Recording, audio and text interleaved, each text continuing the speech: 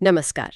आज हम श्रीमद् भगवद गीता के प्रथम अध्याय के 5वें श्लोक पर एक गहरी चर्चा करने वाले हैं। जी नमस्कार।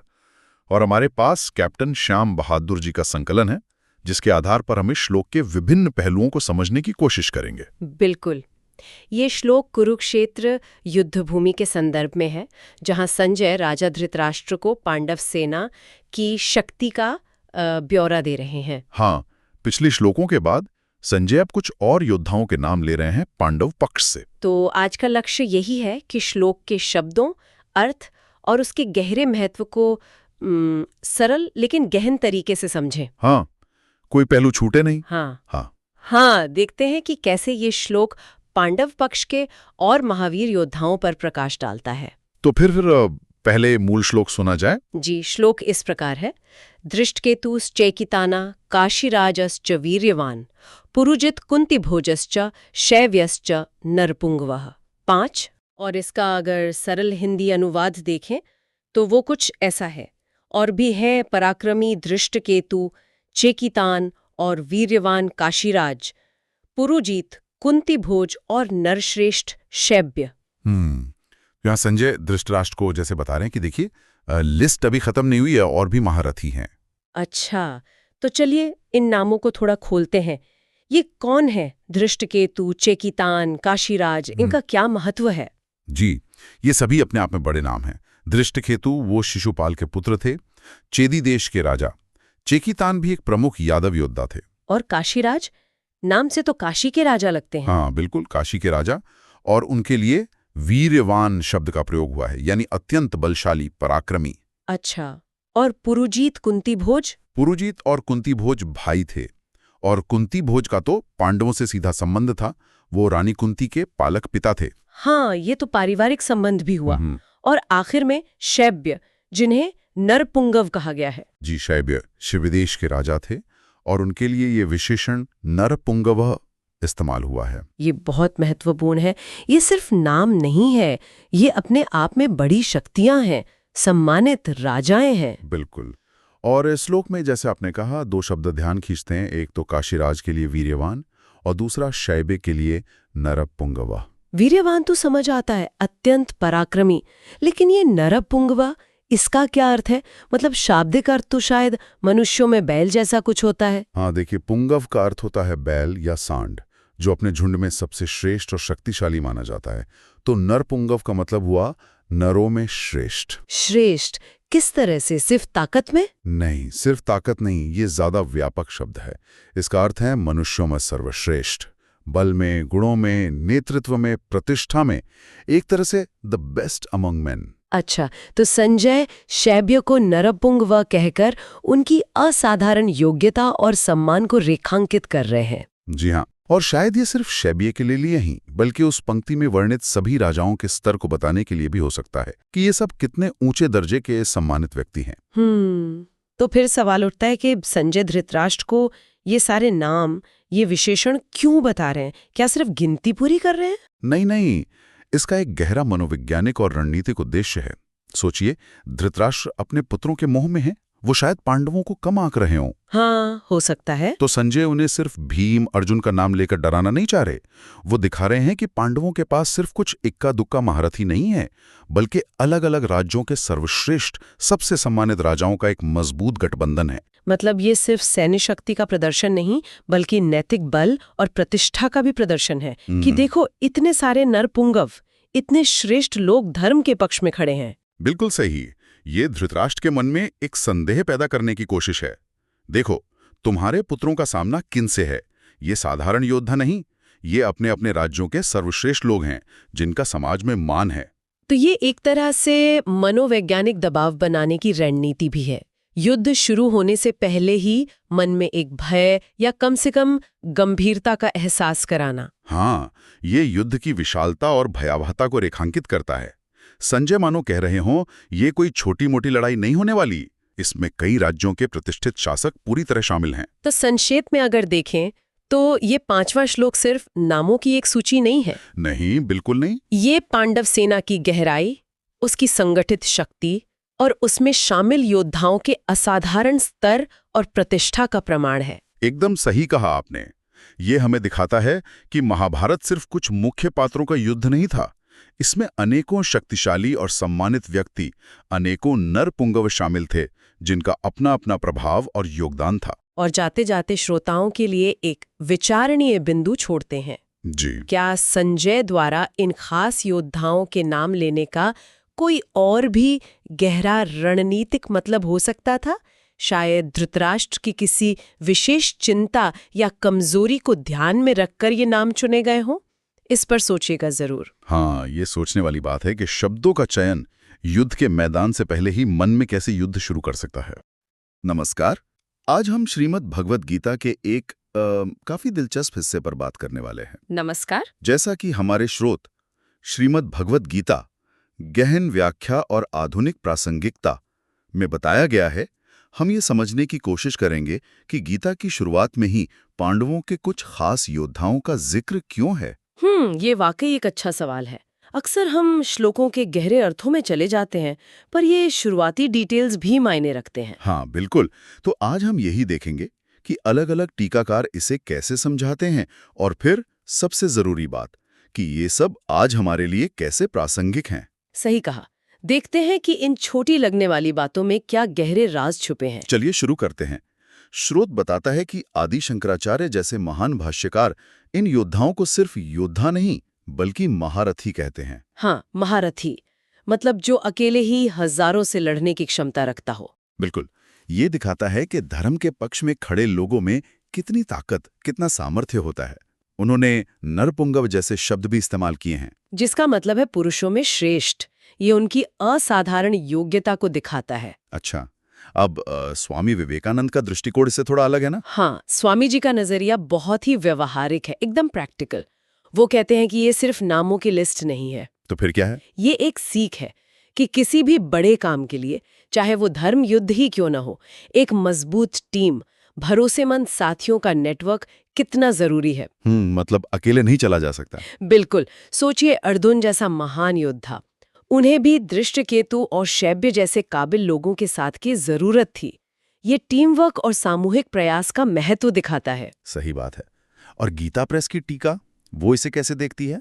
दुनिया भर के अच्छे लोगों का एक साथ आना हो। अच्छा, जैसे एक तरह की विश्व बंधुत्व की भावना। हाँ, कुछ वैसा ही कि ये सब राजा अपनी इच्छा से धर्म का साथ देने आए थे, एक साझा उद्देश्य के लिए एकजुटता। ये तो दिलचस्प है, पर डॉक्टर एस राधाकृष्णन का विश्लेषण वो तो एकदम अलग दिशा में जाता है। हाँ बिल्कुल, उनका नजरिया मनोवैज्ञानिक है। वो कहते हैं कि जब संजय धृतराष्ट्र को इन शक्तिशाली योद्धाओं के नाम गिनाते हैं, तो वो असल में सिर्फ जानकारी नहीं दे रहे, वो धृतराष्ट्र के मन में एक तरह का भय, एक अनिश्चितता पैदा कर रहे हैं। अच्छा, मतलब डराने के लिए। हाँ, ताकि धृतराष्ट्र को ये एहसास हो कि उनके बेटों ने, दुर्योधन ने, कितना बड़ा संकट मोल ले लिया है, पांडवों की सेना कितनी मजबूत है। वाह, मतलब एक ही वर्णन के कितने अलग अलग मायने हैं। सैन्य ताकत, सामाजिक एकता और मनोवैज्ञानिक दांवपेच भी। बिल्कुल, यही तो गीता की खूबी है। अब आते हैं इसके आज के महत्व पर। ये सब बातें आज हमारे जीवन में कैसे लागू होती हैं, मानसिक स्तर पर देखें तो? मानसिक रूप से ये हमें अपनी ताकत पहचानने में मदद करता है। जब हम जानते हैं कि हमारे साथ कौन है, हमारी टीम में कौन है, उनकी क्या क्षमताएं हैं, तो हमारा आत्मविश्वास बढ़ता है। जैसे ऑफिस में कोई मुश्किल प्रोजेक्ट हो और पता चले कि आपकी टीम में बहुत काबिल लोग हैं। हाँ बिल्कुल। या जीवन की किसी भी चुनौती में जब आपको अपने सपोर्ट सिस्टम का एहसास होता है, तो हिम्मत बढ़ जाती है। और सामाजिक स्तर पर इसका क्या मतलब निकलता है? सामाजिक स्तर पर ये नेटवर्किंग और सही लोगों से जुड़ने की अहमियत बताता है। समाज में अगर कोई सकारात्मक बदलाव लाना है या किसी अन्याय के खिलाफ खड़ा होना है, हाँ, तो अच्छे समान विचारधारा वाले लोगों का साथ आना बहुत जरूरी है। ये हमें प्रेरित करता है कि हम अपने आसपास सही लोगों को पहचानें, उनसे जुड़ें और मिलकर जिम्मेदारी उठाएं। ठीक है, ये तो हुए बाहरी जुड़ाव। हाँ, क्या इसका कोई अंदरूनी मतलब आध्यात्मिक पहलू भी है? हाँ जरूर है। आध्यात्मिक दृष्टि से देखें तो ये योद्धा असल में हमारे अंदर के ही सद्गुणों के प्रतीक हो सकते हैं। हमारे अंदर के गुण? जैसे धृष्टकेतु हमारे साहस का प्रतीक हो सकता है, वीर्यवान हमारी अंदरूनी शक्ति, हमारी ऊर्जा का, और नरपुंगव हमारे आत्मसम्मान या विवेक का। अच्छा, हमारी असली लड़ाई तो अक्सर मन के अंदर ही चलती है ना, काम, क्रोध, लोभ, मोह से। तो उस लड़ाई को जीतने के लिए हमें अपने अंदर के इन सभी गुणों, साहस, धैर्य, विवेक, ऊर्जा, इन सबको जगाना होता है, एकजुट करना होता है। ये हमारी भीतरी सेना है। वाह, ये तो बहुत गहरा अर्थ है। मतलब बाहरी सेना के साथ साथ भीतरी सेना को भी मजबूत करना है। बिल्कुल। स्रोत में युवाओं के लिए भी कुछ खास बातें बताई गई हैं। पहली तो शायद यही कि कोई भी हीरो अकेले नहीं बनता। सही कहा। अक्सर लगता है कि सफलता एक व्यक्ति की है, पर सच तो ये है कि उसके पीछे पूरी टीम होती है। सफलता हमेशा सामूहिक होती है। एक अच्छा लीडर ये बात समझता है। दूसरी सीख क्या है? दूसरी सीख है सही लोगों का चुनाव करना। जैसे पांडवों ने धर्म और योग्यता के आधार पर अपने सहयोगी चुने, वैसे ही हमें अपनी जिंदगी में, अपने काम में, अपनी दोस्ती में ऐसे लोगों से जुड़ना चाहिए जो सकारात्मक हो, जिनका चरित्र अच्छा हो। सही संगत का महत्व। और तीसरा है बड़े लक्ष्य के लिए बड़ी तैयारी। अगर लक्ष्य बड़ा है, जैसे पांडवों के लिए धर्म की स्थापना करना था, तो उसके लिए वैसी ही तैयारी, वैसे ही संसाधन और रणनीति की जरूरत होती है। हवा में कुछ नहीं होता। मतलब तैयारी और प्लानिंग बहुत जरूरी है। हाँ, बिल्कुल। तो हमने देखा कि गीता में इन योद्धाओं का जिक्र सिर्फ एक ऐतिहासिक घटना या युद्ध की रणनीति का हिस्सा भर नहीं है। नहीं, बिल्कुल नहीं। इसके पीछे गहरे मनोवैज्ञानिक, सामाजिक और यहाँ तक कि आध्यात्मिक सबक छिपे हुए हैं। टीम वर्क का महत्व, सही लोगों का साथ और अपनी अंदरूनी शक्तियों को पहचानना और उन्हें विकसित करना। हाँ, ये सब बातें इसमें समाई हुई हैं। और ये हमें एक अहम सवाल पर सोचने के लिए छोड़ जाता है। क्या सवाल? क्या हम अपने बाहरी सहयोगियों, मतलब हमारे दोस्त, परिवार, सहकर्मी, और अपने भीतरी सहयोगियों यानी हमारे गुण जैसे साहस, धैर्य, समझ, इन दोनों पर अगर ध्यान दें, उन्हें समझें, तो क्या हम अपनी जिंदगी की चुनौतियों का, अपनी निजी धर्म युद्ध का सामना ज्यादा बेहतर तरीके से कर पाएंगे? ये सोचने वाली बात है। बिल्कुल। हम अपनी इन बाहरी और भीतरी शक्तियों को पहचानें कैसे और उन्हें और मजबूत कैसे करें? शायद यही असली मंथन का विषय है। नमस्कार। आज हम एक बहुत ही गहरे और व्यवहारिक विषय पर बात करने जा रहे हैं। ये विषय श्रीमद् भगवद गीता के ज्ञान से प्रेरित है, सामूहिक शक्ति का सिद्धांत। हमारे पास कैप्टन श्याम बहादुर द्वारा संकलित एक अंश है जिसका शीर्षक है सामूहिक शक्ति, गीता का व्यवहारिक दर्शन। तो हमारा इरादा है कि हम इस प्राचीन ज्ञान की आज के समय में प्रासंगिकता को समझें, है ना? कि ये एकजुट होकर काम करने की ताकत हमारे निजी जीवन, परिवार, समाज और यहाँ तक कि वैश्विक स्तर पर कैसे असर डालती है। हम इस स्रोत के विचारों को परत दर परत खोलेंगे और देखेंगे कि ये हमें क्या सिखाता है। हमारी ये जो चर्चा है वो गीता के दर्शन पर आधारित है, जैसा इस अंश में बताया गया है, और ये कई प्रमाणिक व्याख्याओं से भी समर्थित है। हाँ, और ये जानना वाकई दिलचस्प है कि ये जो सामूहिक शक्ति का विचार है, ये कोई हवाई बात नहीं है। स्रोत ये साफ करता है कि इसकी जड़ें श्रीमद् भगवद गीता के मूल पाठ में हैं, और साथ ही ये आदि शंकराचार्य जैसे महान प्राचीन दार्शनिक, डॉक्टर सर्वपल्ली राधाकृष्णन जैसे आधुनिक विचारक और स्वामी चिन्मयानंद, स्वामी विवेकानंद जैसे प्रेरणादायक गुरुओं की गहरी व्याख्याओं पर भी आधारित है। अच्छा। हाँ, तो ये नाम ही इस विचार को एक मजबूत दार्शनिक और कह सकते हैं ऐतिहासिक आधार देते हैं, दिखाते हैं कि ये अवधारणा कितनी परखी हुई और समय की कसौटी पर खरी उतरी है। स्रोत में गीता प्रेस गोरखपुर की श्रीमद् भगवद गीता साधारणी टीका जैसी प्रमाणिक व्याख्याओं का भी जिक्र है, जो इस विश्लेषण की गंभीरता को दर्शाता है। ये टीकाएं व्याख्याएं मूल ग्रंथ को समझने में हमारी मदद करती हैं, है ना? बिल्कुल। तो चलिए इसी गंभीरता से शुरू करते हैं। सबसे पहले ये सामूहिक शक्ति की जो अवधारणा है, ये हमारे अपने व्यक्तिगत जीवन पर कैसे लागू होती है? क्योंकि अक्सर हम व्यक्तिगत विकास को अपनी निजी मेहनत और काबिलियत से ही जोड़कर देखते हैं। स्रोत इस बारे में क्या कहता है? देखिए, स्रोत एक बहुत महत्वपूर्ण नुक्ता उठाता है यहाँ। वो कहता है कि व्यक्तिगत विकास सिर्फ अकेले की जाने वाली तपस्या नहीं है, ये अपने आसपास एक सकारात्मक और सहयोगी माहौल बनाने से भी जुड़ा हुआ है। इसका मतलब ये नहीं कि अपनी क्षमताओं को कम आंका जाए, बल्कि ये समझना है कि हमारी अपनी क्षमताएं दूसरों के सहयोग से और निखर सकती हैं। ये दिलचस्प है। यानी दूसरों पर निर्भर होना एक तरह से कमजोरी नहीं, बल्कि समझदारी हो सकती है। बिल्कुल। स्रोत इसी ओर इशारा करता है। ये अपनी योग्यताओं को पहचानने के साथ साथ जरूरत पड़ने पर दूसरों की मदद लेने और दूसरों को सहयोग देने की कला सीखने की बात करता है। ये अकेले संघर्ष करने के बजाय मिलकर आगे बढ़ने का रास्ता दिखाता है। हाँ हाँ। जब कोई व्यक्ति ये समझता है कि वो दूसरों की ताकत का लाभ उठा सकता है और अपनी ताकत दूसरों के काम आ सकती है, तो उसका आत्मविश्वास बढ़ता है। उसका विकास सिर्फ एक दिशा में नहीं बल्कि समग्र रूप से होता है। ये एक तरह से अपनी सीमाओं को विनम्रता से स्वीकार करना और दूसरों के साथ मिलकर उन सीमाओं को लांघना है।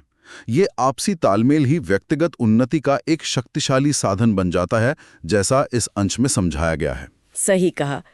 अच्छा, व्यक्तिगत स्तर से आगे बढ़कर अब परिवार की इकाई पर आते हैं।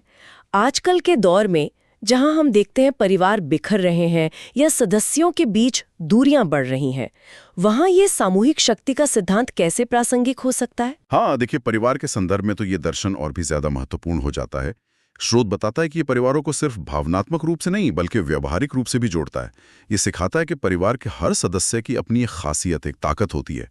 कोई शायद मुश्किल हालात में शांत रहने में माहिर हो, कोई आर्थिक प्रबंधन में अच्छा हो, कोई सबको हंसाकर माहौल हल्का रख सकता हो, कोई व्यावहारिक सलाह देने में कुशल हो। यानी परिवार के सदस्यों की जो अलग अलग खासियतें हैं, उन्हें बोझ समझने के बजाय एक संपत्ति की तरह देखना। एकदम सही कहा आपने, बिल्कुल। जब परिवार के सदस्य एक दूसरे की इन अलग अलग खूबियों को पहचानते हैं और उनका सम्मान करते हैं, तो वे मुश्किल समय में एक दूसरे का सहारा बन पाते हैं। श्रोत के अनुसार यही समझ पारिवारिक बंधनों को स्वाभाविक रूप से मजबूत करती है। ये सिर्फ सुख दुख बांटने तक ही सीमित नहीं है, ये एक टीम की तरह काम करने जैसा है। जब चुनौतियां आती हैं, चाहे वो आर्थिक हों, स्वास्थ्य संबंधी हों या कोई और, तब यही एकजुटता, ये समझ कि हम सब मिलकर इसका सामना कर सकते हैं, परिवार को बिखरने से बचाती है और उसे पहले से ज्यादा मजबूत बनाती है। ये वास्तव में गीता के उस गहरे संदेश को दर्शाता है, जहां हर किसी की अपनी भूमिका, अपना धर्म महत्वपूर्ण है। ये बात तो समझ आती है, लेकिन ये सोचना कि यही सिद्धांत राष्ट्रीय और वैश्विक स्तर पर भी लागू हो सकता है, ये थोड़ा चौंकाता है। क्या एक आध्यात्मिक विचार इतने बड़े पैमाने पे काम कर सकता है? स्रोत इसे अंतर्राष्ट्रीय सहयोग से कैसे जोड़ता है? हाँ, और यहीं पर इस विचार की व्यापकता और गहराई सामने आती है। स्रोत बहुत स्पष्ट रूप से कहता है कि ये दर्शन सिर्फ व्यक्तिगत या पारिवारिक स्तर तक ही सीमित नहीं है, बल्कि ये राष्ट्रीय एकता और अंतर्राष्ट्रीय सहयोग का भी मार्गदर्शक है। लेखक तर्क देते हैं कि जैसे महाभारत के युद्ध में धर्म की स्थापना के लिए अलग अलग राज्यों और योद्धाओं ने अपने मतभेदों को भुलाकर एक साझा उद्देश्य के लिए हाथ मिलाया था, हाँ, ठीक उसी तरह आज की वैश्विक चुनौतियों का सामना करने के लिए राष्ट्रों को एकजुट होने की जरूरत है। किन वैश्विक चुनौतियों की बात हो रही है यहाँ, जैसे कि? स्रोत सीधे तौर पर जलवायु परिवर्तन, महामारी और आतंकवाद जैसी समस्याओं का उल्लेख करता है। ये ऐसी समस्याएं हैं जिनका प्रभाव किसी एक देश की सीमाओं में बंधा नहीं रह सकता, है ना? सही बात है। जलवायु परिवर्तन का असर तो पूरी धरती पर पड़ता है, कोई वायरस पासपोर्ट देकर तो नहीं फैलता। आतंकवाद की समस्या किसी एक राष्ट्र की नहीं बल्कि पूरी मानवता की है। तो इन महाचुनौतियों से कोई भी देश, चाहे वो कितना भी शक्तिशाली क्यों ना हो, अकेले नहीं निपट सकता। तो ये सिर्फ एक नैतिक अपील नहीं बल्कि एक व्यवहारिक जरूरत है। मतलब आज की दुनिया में ये जरूरी है। बिल्कुल बिल्कुल। स्रोत इसे आदर्शवाद से ज्यादा एक अनिवार्य आवश्यकता के रूप में प्रस्तुत करता है। ये गीता का व्यवहारिक दर्शन है। जैसे अर्जुन को युद्ध जीतने के लिए दृष्टकेतु, काशीराज, शैब्य जैसे महारथियों के सहयोग की आवश्यकता थी, वैसे ही आज दुनिया को बचाने के लिए, चाहे वो पर्यावरण का मुद्दा हो या स्वास्थ्य का या कोई और बड़ी चुनौती हो, विभिन्न देशों को अपने छोटे मोटे हितों और मतभेदों से ऊपर उठकर साझा लक्ष्यों के लिए एक साथ आना ही होगा। ये सामूहिक शक्ति का सिद्धांत हमें यही सिखाता है कि बड़े उद्देश्य के लिए व्यक्तिगत या राष्ट्रीय अहंकार को त्याग कर एक वृहत्तर पहचान, हम सब एक हैं, को अपनाना कितना जरूरी है। ये विचार तो बहुत गहरा और प्रभावशाली है, लेकिन इसे अगली पीढ़ी तक यानी बच्चों और विद्यार्थियों तक कैसे पहुंचाया जाए? उनके समझने लायक कोई तरीका है? मुझे याद है स्रोत में एक उदाहरण था जो शायद यहाँ फिट बैठे। हाँ बिल्कुल। स्रोत में एक बहुत ही सरल और सुंदर उदाहरण दिया गया है, एक स्कूल प्रोजेक्ट प्रतियोगिता का। कल्पना कीजिए, स्कूल में एक बड़ी प्रतियोगिता है, शायद विज्ञान प्रदर्शनी के लिए मॉडल बनाना है। एक छात्र है जो बहुत होशियार है, लेकिन अकेले शायद वो सबसे अच्छा मॉडल ना बना पाए। उसे ड्राइंग अच्छी आती है, पर शायद रंग भरने में वो उतना माहिर नहीं, या उसके पास सबसे अच्छे आइडियाज नहीं हैं। और यहीं पर सामूहिक शक्ति काम आती है। आइडिया सोचने में उस्ताद है। जब ये सब अपनी अपनी खूबियों को मिलाते हैं, कोई चित्र बनाता है, कोई रंग भरता है, कोई जानकारी लिखता है, कोई प्रस्तुति को आकर्षक बनाता है, तो मिलकर वो एक ऐसा शानदार प्रोजेक्ट तैयार करते हैं जो शायद उनमें से कोई भी अकेले नहीं बना पाता। और नतीजा, वो प्रतियोगिता जीत जाते हैं। ये उदाहरण वाकई बहुत सटीक और प्रभावी है। ये बच्चों को खेल खेल में बिना किसी भारी भरकम उपदेश के टीम वर्क और सहयोग का महत्व सिखा देता है। और जैसा कि स्रोत बताता है, ये सिर्फ स्कूल प्रोजेक्ट तक सीमित नहीं है। स्रोत इसे महाभारत के युद्ध के दृष्टांत से भी खूबसूरती से जोड़ता है। अर्जुन निस्संदेह सर्वश्रेष्ठ धनुर्धर थे। उनकी व्यक्तिगत वीरता अतुलनीय थी, लेकिन क्या वो अकेले युद्ध जीत सकते थे? नहीं, सही कहा। उनके साथ कौन कौन थे? उनके साथ दृष्टकेतु, उत्तमोजा, शैब्य, काशीराज जैसे अनेक महान योद्धा थे, जो अपनी अपनी सेनाएं और अपनी विशिष्ट युद्ध कलाएं लेकर आए थे। स्वयं भगवान कृष्ण उनके सारथी बनकर उनका मार्गदर्शन कर रहे थे। तो ये स्पष्ट रूप से दिखाता है कि बड़ी सफलताएं अक्सर किसी एक व्यक्ति की असाधारण प्रतिभा का ही परिणाम नहीं होती, बल्कि वो एक पूरी टीम के संगठित समन्वित प्रयास से हासिल होती हैं। हर सदस्य का योगदान महत्वपूर्ण होता है, चाहे वो दिखने में छोटा लगे या बड़ा। ये कहानी बच्चों को सिखाती है कि अपनी ताकत को पहचानो, दूसरों की ताकत का सम्मान करो और मिलकर काम करने से कैसे अद्भुत परिणाम प्राप्त किए जा सकते हैं। तो हमने व्यक्तिगत जीवन, परिवार, राष्ट्र और विश्व, और यहाँ तक कि बच्चों के लिए भी इस सिद्धांत की प्रासंगिकता को देखा। इस पूरी बातचीत का सार क्या है? वो केंद्रीय संदेश क्या है जिसे हमें इस स्रोत से ग्रहण करना चाहिए? देखिए, स्रोत का सार संदेश बहुत ही शक्तिशाली और स्पष्ट है, और ये आज के युग में विशेष रूप से महत्वपूर्ण लगता है। मैं इसे सीधे स्रोत से ही उद्धृत करना चाहूंगा। कोई भी व्यक्ति, चाहे वो कितना भी महान क्यों ना हो, अकेला पूरी दुनिया नहीं बदल सकता। सच्ची सफलता और सार्थक परिवर्तन तब आता है जब सही उद्देश्य के लिए सही लोग एकत्र होते हैं। वाह! ये वाक्य अपने आप में बहुत गहरा है ना? ये हमें हमारी अपनी क्षमताओं को पहचानने और उनका उपयोग करने के लिए प्रेरित करता है, लेकिन साथ ही ये विनम्रता भी सिखाता है कि हम अकेले सब कुछ नहीं कर सकते। ये दूसरों की शक्ति का सम्मान करने और उसे अपने साझा लक्ष्यों के लिए जोड़ने का आह्वान करता है। यानी ये व्यक्तिगत महत्वाकांक्षा और सामूहिक कल्याण के बीच एक संतुलन बनाने की बात करता है, एक तरह से। हाँ, आप ऐसा कह सकती हैं। ये बताता है कि असली ताकत बिखरी हुई शक्तियों को एक दिशा में केंद्रित करने से आती है। और स्रोत का अंतिम संदेश तो और भी प्रेरणादायक है। अपनी शक्ति को पहचानिए, दूसरों की शक्ति को सम्मान दीजिए और मिलकर एक ऐसा इतिहास रचिए जो आने वाली पीढ़ियों के लिए प्रेरणा का स्रोत बने। ये सिर्फ वर्तमान में सहयोग करने की बात नहीं है, ये भविष्य के लिए एक स्थायी विरासत, एक लेगेसी बनाने का आह्वान है। ये सामूहिक चेतना को जगाने और उसे सामूहिक कर्म में बदलने की प्रेरणा देता है, ताकि उसका प्रभाव दूरगामी हो। वाकई ये बहुत ही गूढ़ और साथ ही उतना ही व्यवहारिक संदेश है। आज की हमारी इस गहन चर्चा ने स्पष्ट कर दिया कि गीता का ये सामूहिक शक्ति का सिद्धांत सिर्फ कोई पुराना आध्यात्मिक विचार नहीं है, बल्कि ये हमारे आज और आने वाले कल के लिए एक जीवंत मार्गदर्शक है।